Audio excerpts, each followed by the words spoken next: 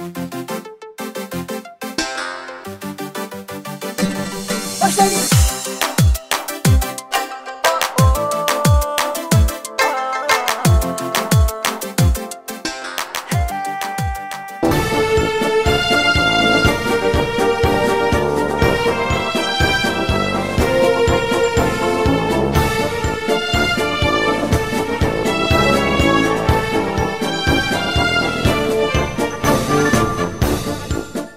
Assalamu aleyküm. Kadirdan, bovula, atıla, köyümcan, momula, anıla.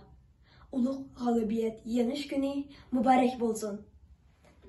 Bu uluq meyramni biz baxtlik balla üçün tinchlik, güzel hayatni soğal qılgan atlarımızga baş egib tazım qılımız. Sizler öz ömrüңlarni qurban qılgan qahramanlığınla her birimizning qalbimizda mangu saqlanadi.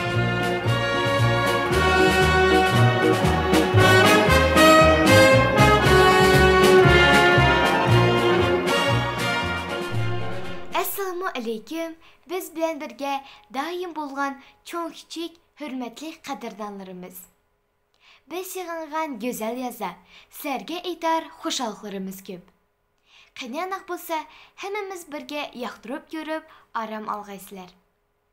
Dostlar, aldığımızda 9. may Ulu Galibiyet gününü qarşı algılı oturumuz. Biz sabiler üçün muşundaq bəxtlik hayat soğa qılgan. Bovu mumlarımızga, aka hədlərimizge tazım qılıp baş egimiz.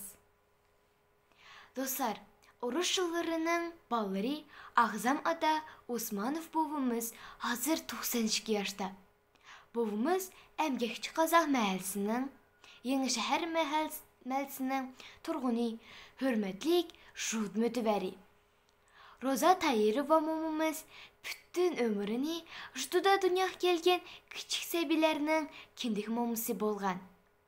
Mana Xanım Qızlar reisi Sarxan İmamzarova hədimizin təşəbbüskarlığı bilen nurğunluğan canküyer hədlərimiz Patıgül, Mirvanem, Aygül, Nurgül oxşaş hədlərimiz bilen ılğar dostlarımız Dilyar, Arafat, Nail, Yulduzay, Azizem, Dilərəm oxşaş məktəb oxucularımız. Uruş yıllarının balları Ağzam Osmanovqa, Rano Tayirovaga gül dəstlərini berib, könlünü xoş qılıb, uluq Galibiyet günü bilen təbriklədi. 1941 yılı 22 iyulda Fransiyadagi saat 4'da Nemis faşistleri Keniş tuproqlarga hücum qildi. Ularning düşmanlarining Barbaros plani bo'yicha bu Keniş ittifoqining 6 oyning ichida besverish bo'ldi. Ulug' Vatan urushiga Yusha 164 odam qatnashdi. Ularning 70 qahramonlari qaytib keldi. Biroq mush kungacha yetmadi. Mana mush kunga yetgan Əmgək veteranlari Roza Tayirova və Osmanov Ağzam. День Победы, как он был от нас далек, как в костре потухшем таял уголек. Были версты обгорелые в пыли, этот день мы прибыли. Ulu Galibiyet meyram hürmetige tayarlıqni İlem Molotov namıdaki mektepten 3. sınıf okucuları Samit, Alişan, Aynura, Pərizat, ülgülük okucularının paymentliklerini sürtüp, tazlap, güllerge su koyup, birdige işlegen hürmet mihrini köreyli.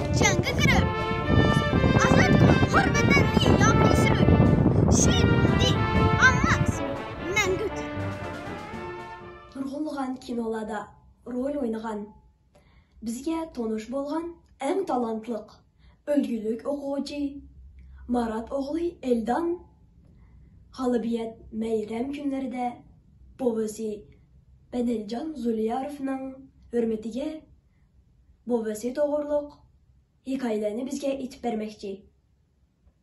Eldanning bobasi Bedeljon Zuliyarov 14 yoshida Qarag'andadagi nomer 26 shaxtida eng kichik shaxtyor bo'lib ishlabdi. Shaxtyorlar u Bedeljonni nashmalayish deb baxilib aytib qo'yadi ekan. Qani videosini birga ko'raylik.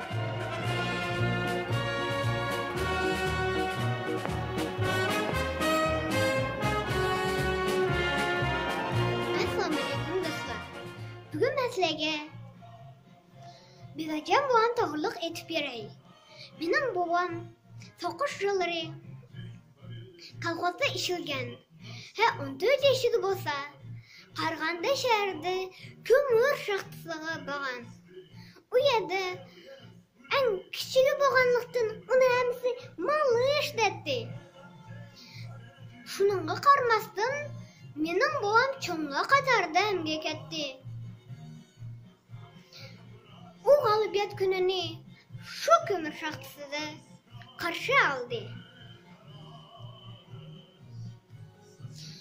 Hurmatli do'stlarim, bizga mushunda yaxshi baxtli hayot bergan buvlarimizni, emgak veteranlarni, ulug' vatan urushi veteranlarini mayli qaysi millat bo'lmasin, biz hech qachon unutmaymiz. Ularning qahramonligi bizning yuragimizda mangu yashaydi.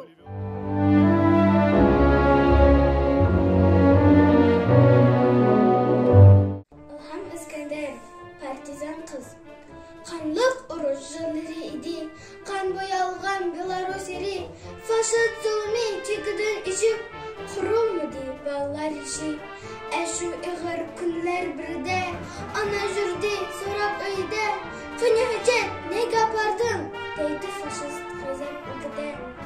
Chichichuv qonga bo'yalgan, ona turar putida aran, qancha azob kulpat salsimu, sir bermadi fashistlar hayron. Hujjatda atdi mushni, shiqildi u tutib beshni, ko'zni yumdi ata qizga, itomar xo'sh hijron so'zni.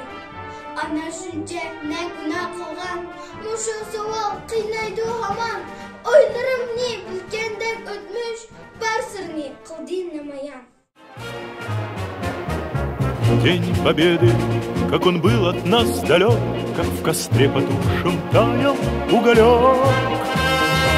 Были версты обгорелые в пыли, этот день мы приближали как могли, этот день Победы.